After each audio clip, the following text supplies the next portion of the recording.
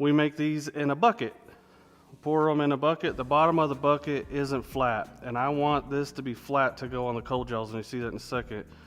So the first thing I need to do is go over to the sanding table, and we'll start sanding this thing. I have a strategically placed dust deputy and shop vac hooked right here, and you'll see that in a second.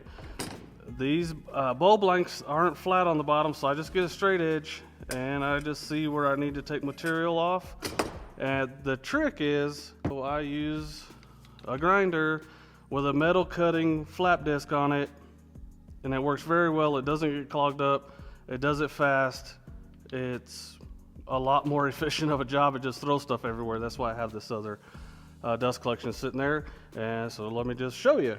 Just a side note, every time I do this kind of thing, I have an Air Shield Pro on, and you'll see that while I'm turning. Let me show you how this works. Safety first.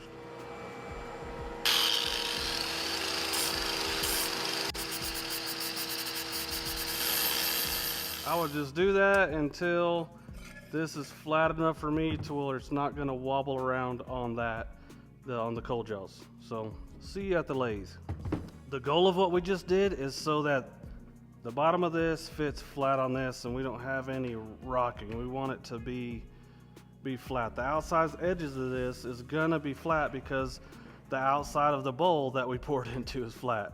This middle part is what was not flat. So easy way to check that is put it on your lathe bed and see if it rocks around, and this doesn't. So we're gonna go ahead and get it in there and get a little bit of pressure on it. If you watch the show, the way we get a recess in here is because when I cast it, I just put a cup in there and hold it down. So that's how you save resin or make it taller, or however you want to look at it. But that's a lot of resin we didn't have to use by just using that cup. So anyway, that's just a little side note. I'm gonna put this in here and move the tailstock up, and that way we don't have to have it all the way extended.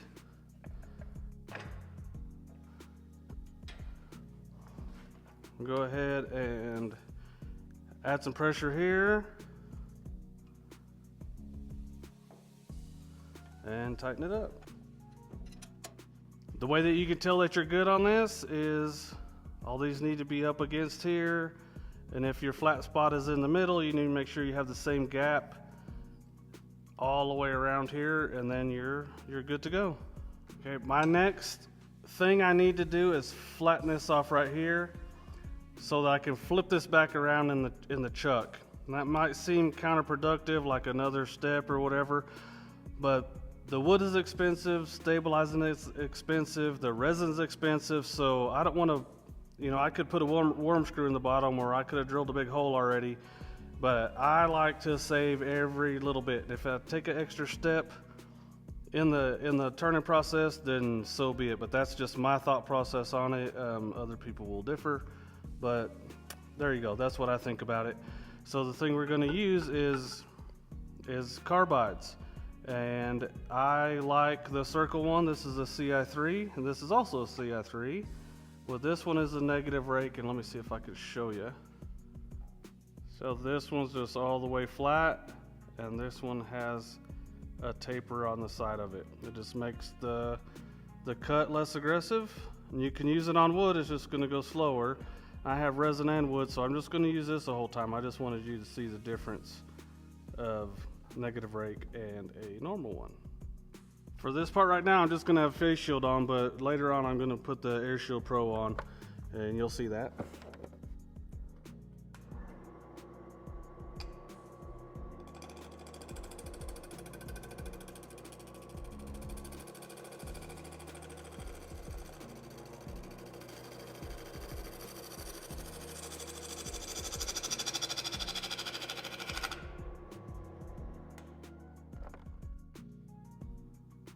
Ooh, that's going to be pretty. But I'm going to go ahead and flatten the rest of that. I'm also going to get this round here.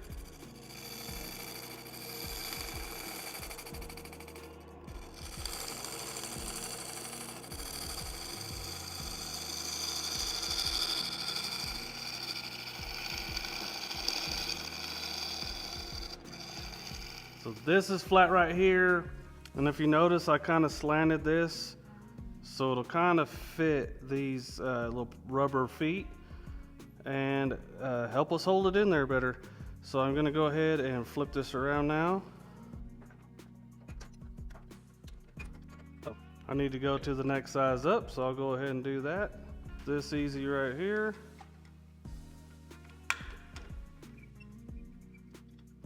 And I'll do the rest of those off camera and then we'll be back.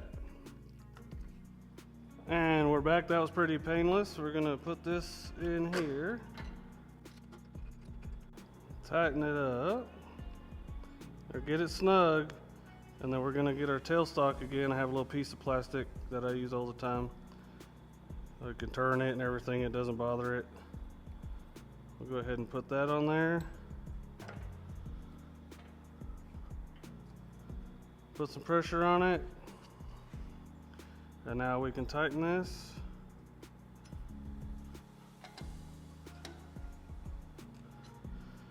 Now we can mess with the bottom. Before we go any further, we're talking about using carbides. There's two things you need to know. One is the tool needs to be parallel with the ground, and your tool rest needs to make the tip of your cutter right even with this your live center here, or the center of the bowl, or the center of the headstock. However you want to look at it, it needs to be right in the center of that, and this needs to be parallel or as close as possible, and then you're going to have good results. The learning curve on these is very, very low. So I'm going to go ahead and get this bowl flattened out. I'm going to go ahead and put the AirShield Pro on and probably just do some voiceover from here on out.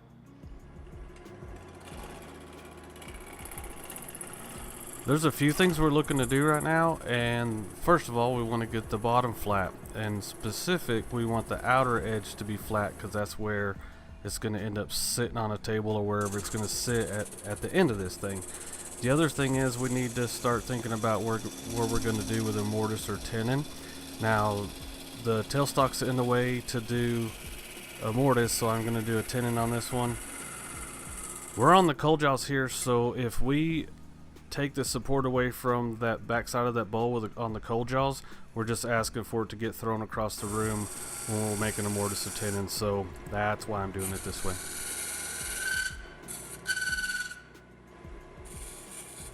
The tool I'm using right now is from Wood Tools. It's a microfine detailer, and you can tell it has a negative rake on it because of chamfered edges. This is a regular one. I have two, one for wood and one for resin, so this one is a lot more pointed. It's a microfine detailer, and this one is a detailer. You can see it's a lot more pointed. It's going to get in there and make a nice, good dovetail for you to put on your chuck.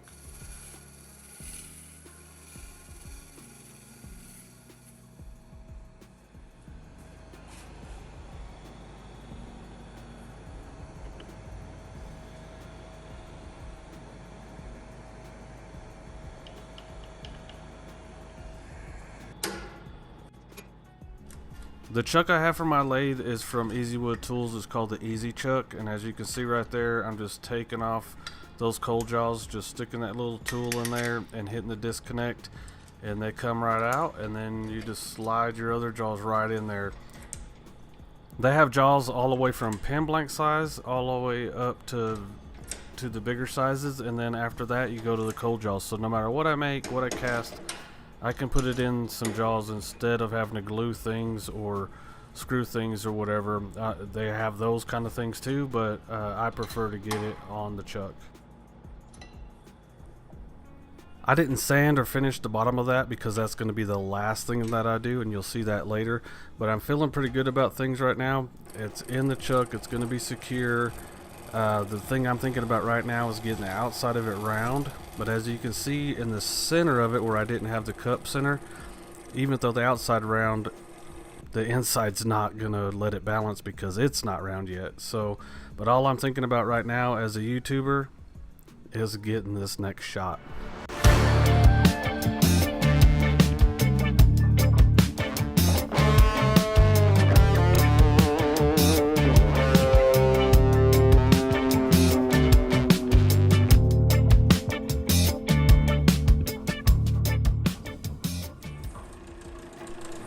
Now that I have that out of my system, we can start shaping the outside of this bowl. I can't get very much speed out of the lathe because the inside of the bowl is not balanced because we had the cup off center, just like that right there. You can see it. So it makes the bowl off balance and you can't get a lot of speed out of your lathe, and then it becomes harder to cut. The faster you go, the better your cut's going to be, but you need to have the least amount of vibration possible. So this is how I'm getting around that. Next time I'll try to get the cup in there more center. That's much better now. We're about 18 or 1900 RPM and there's no vibration. It's making a very good cut. And now we're at another exciting part of this thing, is we get to see the pattern that the resin is made underneath. So I go ahead and look at it, and then from right here I kind of make a decision on what kind of shape I want the bowl. Normally I like to have a pretty crazy shape to the bowls I make, or pretty swooping lines and all that kind of stuff, but the wood on this one is fantastic. The resin is amazing, so I'm gonna make kind of a more subtle shape and let the wood and the resin speak for itself on this one.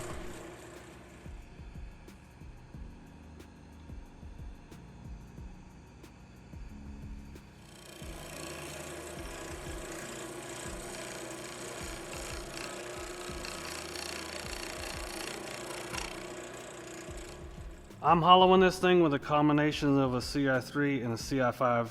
This is the one we've been using the whole time. It has a negative rake on it.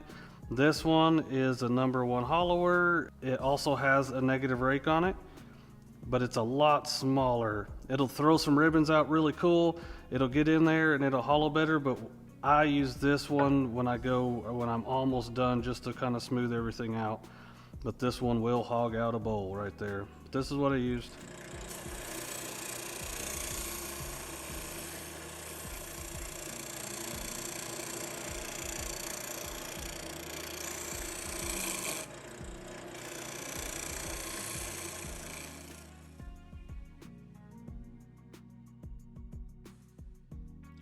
Alright, this thing is looking pretty cool, and I'm just about ready to sand it, but I have some voids here, and the one I'm really worried about is this one right here.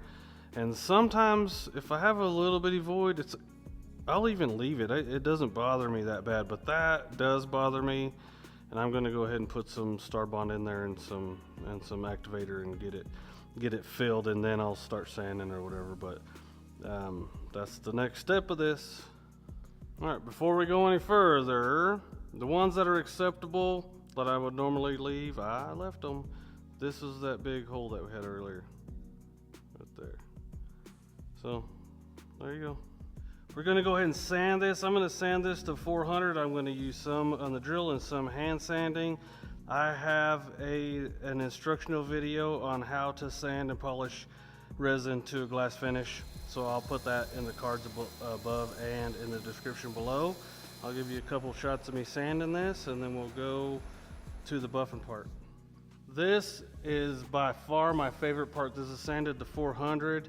I've blown it off with the air hose, and this is denatured alcohol, and we're gonna go ahead and see what's underneath finally.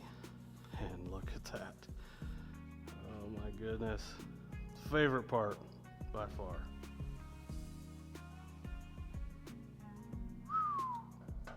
Next we have Yorkshire grit, and I go over that in that video that I talked about, that sanding video. I use this in that. The best I can explain it is we already sanded this, and then I used denatured alcohol just to clean it, and now it's kind of hazy. Kind of like headlights on a car when they get old and hazy.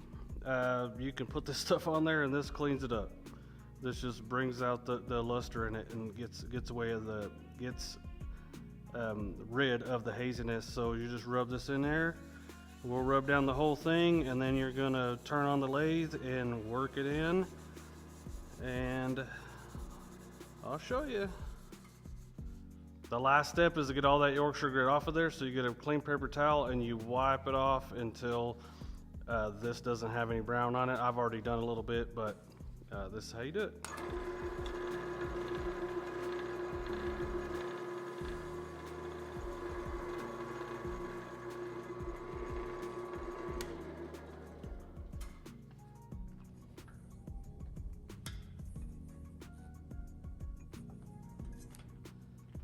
I still have some turning to do on the bottom, and we're gonna buff the outside of this, but the buffing wheels that hook to the lathe won't fit in here. So I have these ones that go on a drill. It's a 3-step. I'll show you the first one, and then just know that I did the other two, and it's gonna look pretty cool. The wheels are all done with the buffing wheels on the drill. And we're gonna flip this back around in the cold jaws, and I'm gonna hollow out I'm gonna fix the bottom of this where that motor is at. While I'm changing these jaws over, I'd like to take this opportunity to thank you for watching this video. If you like it, go ahead and subscribe and hit the thumbs up. Leave me a comment below. And you can also go to the description below, and I'll have links to most of the things I used in this video. I'll also have links to the resin and the colors I used in this bowl blank, and a link to where I got the wood. I flipped this back over in the cold jaws so that I can smooth out all this and make it pretty underneath. I could have went a little bit less deep with this, but I want to make sure it's on here, and I knew how thick this wood was and all that kind of stuff, so I'm going to clean this up the best I can. You need to have this supported while you're doing that until the very end, because these rubber deals are not going to hold that in if you're putting any kind of sideward pressure. So when I take this apart, all the pressure I'm going to do is going to be inwards this way, and then of course I'm going to sand it without this on there. But until then, I'm going to have it supported as much as I can. Now once again, be very, very careful when you're using the cold jaws. Go slow, you're not in a hurry. I'm going to go ahead and sand this and do the whole thing I did, the whole process that we did on the rest of it, but I'll use the buffing wheels on this on the lathe, so we'll get to sanding. Of course I forgot to hit record when I was turning the bottom of this, but I just used that same circle cutter we've been doing the whole time, the CI3. I went real slow, and then when I got to where I needed to take the tailstock off, I went even slower, and it all turned out pretty well. The buffing wheels are the last step, and it makes more of a difference than you'd ever think. So we've already done all the sanding, the Orsher grit, and all that, and I'll show you right now.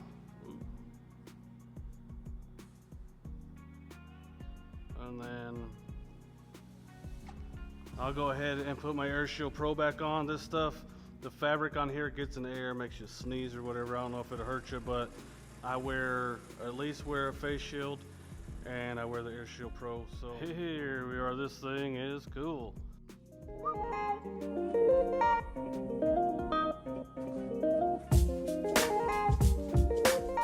You made it to the end of the video. Thank you for that. Go ahead and watch this video right here next.